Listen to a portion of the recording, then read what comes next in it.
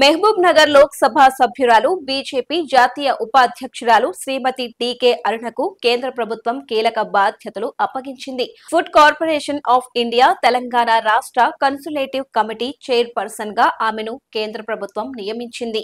ఈ మేరకు పార్లమెంట్ వ్యవహారాల శాఖ అధికారిక ఉత్తర్వులు జారీ చేసింది. ఈ నియామకం ద్వారా రాష్ట్రంలో ఆహార ధాన్యాల సేకరణ, నిల్వ పంపిణీ మరియు పబ్లిక్ డిస్ట్రిబ్యూషన్ సిస్టమ్ సమర్థవంతంగా అమలు చేయడం డీకే అరుణ కీలక పాత్ర పోషిస్తారు.